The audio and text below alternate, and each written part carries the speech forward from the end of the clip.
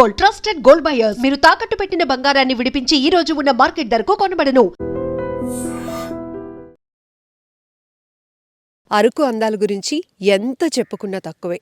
ఇప్పటి వరకు మనం Araku view point, ghat road, చిన్న చిన్న గిరిజన గ్రామాలు ఇవన్నీ కూడా ఎంతో అత్యద్భుతంగా మనందరినీ ఆకట్టుకుంటాయి.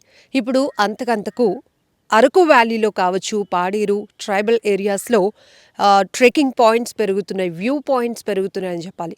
ఎందుకంటే టూరిజం కూడా ఆ స్థాయిలోనే పెరుగుతోంది. ప్రతి ఒక్కరూ స్ట్రెస్ఫుల్ లైఫ్ లీడ్ చేస్తున్నారు కాబట్టి ఖచ్చితంగా ఒక కొత్త ప్రాంతానికి వెళ్ళాలి, ఒక కొత్త అనుభూతి పొందాలి అనే కాన్సెప్ట్ తీసుకుంటున్నారు. సో దీంతోనే ఎక్కడికక్కడే అరకు కేంద్రంగానే ఏర్పడుతున్న ఎన్నో వ్యూ పాయింట్స్ చూస్తే ఇప్పుడు మనం అరకు వ్యాలీలో సుంకరమెట్ట జంక్షన్ దాటగానే గన్నెల జంక్షన్ దగ్గరకు వచ్చాం. ఇక్కడ మనం చూస్తే ఇదంతా కూడా ఒక వ్యూ పాయింట్, వెరీ స్పెషల్గా ఉంది. ఎంత ప్రశాంతంగా ఉందంటే అటువైపేమో పెద్ద పెద్ద చెట్లు పొడుగ్గా కనబడుతున్నాయి, కాటేజెస్ ఉన్నాయి, ఓపెన్ ప్లేస్ ఉంది, ట్రెక్కింగ్ పాయింట్స్ పెట్టారు. ఇక్కడ మీరు చూస్తున్నారు కదా, పాల సముద్రంలా ఉంది. యాక్చువల్గా ఈ టెంపరేచర్లో అంటే నవంబర్, డిసెంబర్, జనవరిలో అరకు టూరిజం గురించి మాట్లాడుకోవాలంటే నెక్స్ట్ లెవెల్ ఉంటుంది. ఎందుకంటే వింటర్లో అరకు అందాలు చూడటం అనేది అదొక గ్రేట్ థ్రిల్ అనేది చెప్పాలి. ఎందుకంటే ఆ మంచు పొరలో అలాగా మేఘాలు కొండే కిందకు దిగొచ్చిందా, భూమిపైన పరుచుకుందా అన్నంతగా ప్రతి ఒక్కరిని అత్యద్భుతంగా ఆకట్టుకుంటాయి, ఆశ్చర్యపరుస్తాయి ఇక్కడ. సో ఇప్పుడు టైం ఎంత అయిందో తెలుసా? 7 అయింది. జనరల్గా మన సిటీలోనైతే సూర్యుడు వచ్చేస్తాడు, మన లైఫ్ స్టైల్ స్టార్ట్ అయిపోతూ ఉంటుంది. బట్ ఇప్పుడు 7 అయినా కూడా ఇక్కడ చూడండి ఒకసారి, కొండలు, ఎత్తైన కొండలు కనపడుతున్నాయి. ఆ కొండల మధ్య అలా మేఘాలు నేలపై వాలినట్టుగా కనిపిస్తున్న ఆ బ్యూటీని చూస్తే కనుక నిజంగానే ఒక రకంగా చెప్పాలంటే సినిమా కవులు వర్ణించినట్టుగా ఈ అందాల గురించి మనం చెప్పుకోవాల్సిందే. ఇంకొకటి ఏంటంటే గిరిజనుల లైఫ్ స్టైల్ చూడొచ్చు, వలస పూల అందాలు కూడా ఈ సీజన్లోనే ఉంటాయి. ఇక మరీ ముఖ్యంగా మనం సంత అనేటప్పటికీ ఖచ్చితంగా ఏజెన్సీలో వారపు సంతలు వెరీ స్పెషల్. సో రెగ్యులర్గా మనకి బజార్స్ ఎలా అయితే ఉంటాయో, మార్ట్స్ కానీ లేకపోతే స్మార్ట్ బజార్స్ అట్లా కాకుండా ఇక్కడ గిరిజనులకి సంబంధించి వాళ్ళు ఇంత స్ట్రాంగ్గా, ఇంత హార్డ్ వర్క్ చేయడానికి, ఇంత కష్టపడి పనిచేయడానికి, చిన్నపిల్లల నుంచి పెద్దవాళ్ళ వరకు చూడండి చాలా బలంగా ఉంటారు, ఎంత దూరమైన నడిచేయడానికి ఇష్టపడతారు. సో వాళ్ళ లైఫ్ స్టైల్ ఎలా ఉంటుంది, వాళ్ళ ఫుడ్ హ్యాబిట్స్ ఎలా ఉంటాయి, వాళ్ళు ఏం పండిస్తారు, వాళ్ళు రెగ్యులర్గా వాళ్ళ పంటల కోసం, వాళ్ళు వేటల కోసం ఉపయోగించేటటువంటి థింగ్స్ ఏంటి, ఇవన్నీ కూడా చాలా ఇంట్రెస్టింగ్గా ఉంటాయి. అందుకే వారాంతపు సంతలు అనేటప్పటికీ అరకు కానీ, పాడేరు కానీ, అల్లూరి సీతారామరాజు జిల్లా ఈ ఏరియాలో జరిగేటటువంటి వంట్ల మామిడి, ఇక కాశీబుగ్గ లాంటి ప్రాంతాల్లో జరిగే సంతలు ఇంకా వెరీ స్పెషల్ అని చెప్పాలి. అయితే శుక్రవారం అరకు వ్యాలీ సంత చాలా అట్రాక్టివ్గా ఉంటుంది. అక్కడ వచ్చేటటువంటి ఫ్రెష్ వెజిటేబుల్స్ కావచ్చు, గిరిజనులు ఉపయోగించే అనేక వస్తువులు కావచ్చు, అన్నీ కూడా అక్కడ ఉంటాయి. దాంతోపాటు ఎట్లా చెప్పాలి అంటే ఇప్పుడు మనం ఒక బ్రాండ్ తీసుకున్నాం అనుకోండి, ఆ సేమ్ మనం యూస్ చేసే ఆ బ్రాండ్ వస్తువు అక్కడ చాలా చీప్గా దొరుకుతుంది, కానీ అదే పేరుతో దొరుకుతుంది, కానీ అది కాపీ పేస్ట్ లాగా ఫేక్ బ్రాండ్స్ కూడా. అంటే చూడండి ఎంత అమాయకత్వమో, వీళ్ళు అది ఏంటి అని తెలుసుకోలేరు, కానీ అదే ఎక్కువ అని ఫీల్ అయ్యేలాగా ఉంటుంది. సో కొద్దిపాటి డబ్బులు కూడా వాళ్ళు కావలసిన సరుకులు కొనుక్కొని వెళ్తూ ఉండటం, వాళ్ళు తెచ్చి పండించే వస్తువులు అమ్మటం, ఇదంతా కూడా ఒక గ్రేట్ కల్చర్. సో ఇప్పటికీ కూడా ఒక హిస్టరీ, అంటే మనకి తెలియలేనటువంటి ఒక కల్చర్ కానీ లేకపోతే తెలియలేనటువంటి ఒక సబ్జెక్ట్ అంటూ కనుక ఉంది అంటే ఖచ్చితంగా మనం అలా కొంత టైం స్పెండ్ చేసి ఇట్లాంటి ఏజెన్సీస్కి వచ్చేయాల్సిందే. సో ఇప్పుడు మనమైతే గన్నెల జంక్షన్లో ఉన్నాం.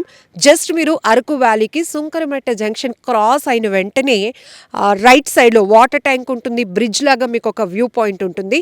సో వంజంగి, మేఘాలకొండ ఇవన్నీ ఆల్రెడీ మనం ఎస్టాబ్లిష్ చేసేసాము, ఎందుకంటే అక్కడ హిడెన్ వ్యూ పాయింట్స్ అవన్నీ. సో ఇప్పుడు కూడా ఇది ఒక కొత్త వ్యూ పాయింట్. ఇప్పటికీ చూడండి సన్ రైజ్ ఒకవైపు అట్లా జరుగుతూ ఉంటే అక్కడ వెలుగుగా ఆ కొండ మీద కనపడుతుంది, ఇంకొక వైపు ఈ ఎండకి ఆ మేఘాల్లాగా అలముకున్న పొగ మంచు కాస్త వీడిపోతూ ఉంది. సో అవి అలా ఆవిరైపోతున్నట్టు కనపడుతున్న ఆ దృశ్యాలు ఇంకా ఎగ్జాక్ట్లీ ఈ బ్యూటిఫికేషన్ ని వర్ణించాలంటే జగదేక వీరుడు అతిలోక సుందరి సినిమాను గుర్తు చేయాల్సిందే. అవి సెట్స్ అయితే ఇది రియల్ అనమాట. సో అందుకే నేచర్లో ఉన్న వండర్ని మనం ఇలా చూసి ఆస్వాదించి ఒక కొత్త అనుభూతి పొందాలంటే ఈ సీజన్లో డిసెంబర్, జనవరి, నవంబర్ ఈ 3 months మాత్రం 100% ఇక్కడికి వచ్చేస్తే కనుక ఒక కొత్త ఎక్స్పీరియన్స్, ఒక గ్రేట్ ఎక్స్పీరియన్స్ మనం చూడొచ్చు. సో ఇప్పుడు మనం ఒక 1/2 hour నుంచి దాన్ని అబ్జర్వ్ చేస్తూ ఉంటే చూడండి. సో అలా అలా అలా సూర్యుడి వెలుగుకి, ఆ కాంతికి, ఆ మేఘాల్లో అలముకున్నటువంటి ఏదైతే మంచు దుప్పటి అని అంటుంటా కదా, అది అలాగా వీడిపోతుంది. సో ఇప్పుడు ఆ మంచు లోపల నుంచి ఆ చెట్లు మనకి కనపడుతున్నాయి. మీరు జస్ట్ అబ్జర్వ్ చేస్తే కనుక స్క్రీన్ పైన. సో ఇంతకు ముందంతా ఈ పాయింట్లో మనకి చెట్లు ఉన్నాయన్న విషయమే తెలీదు. కానీ ఇప్పుడు ఆ మంచు అలా అలా అలా అలా కరిగిపోతూ ఉంటూ ఆ మధ్యలో ఉన్నటువంటి చెట్లన్నీ మనకి కనిపిస్తున్నాయి. ఎత్తైన కొండలు, లోయలు, మధ్య మధ్యలో చిన్న చిన్న గిరిజన గ్రామాలు, ఘాట్ రోడ్లు. ఇది గిరిజనుల కల్చర్ని అత్యద్భుతంగా మన కళ్ళకు కట్టి చూపించే అరకు వ్యాలీలో ఉన్నటువంటి బ్యూటీ. సో ఈ వింటర్ సీజన్లో అరకు బ్యూటీ చూడాలి అంటే నిజం చెప్పాలంటే అదృష్టమే ఉండాలి.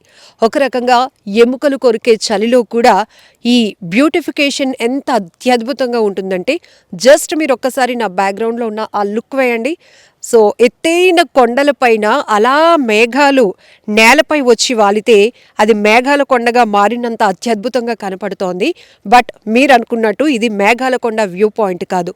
ఇంకొక రకంగా చెప్పాలంటే అరకుకి టూరిస్టులు పెరుగుతున్న కొద్దీ కొత్త కొత్త వ్యూ పాయింట్స్ కూడా వస్తున్నాయి. సో అరకు వ్యాలీలో సుంకరమెట్ట జంక్షన్ దాటిన వెంటనే గిన్నెల జంక్షన్ దగ్గర ఉన్నటువంటి ఈ వ్యూ పాయింట్ని ఒక్కసారి చూస్తున్నారు కదా.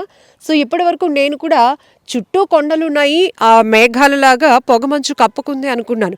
కానీ ఒకవైపు ఆ సూర్యుడు అలా ప్రకాశిస్తూ ఉంటే ఆ వెలుగుకి ఆ మేఘాలు కాస్త, ఆ మంచు కాస్త కరుగుతూ ఆ మంచు దుప్పటి కింద ఉన్నటువంటి ఆ చెట్లు ఒక్కొక్కటి బయటపడుతుంటే నిజంగా ఈ బ్యూటీని చూడడానికి 2 కళ్ళు సరిపోవు అన్నట్టుంది.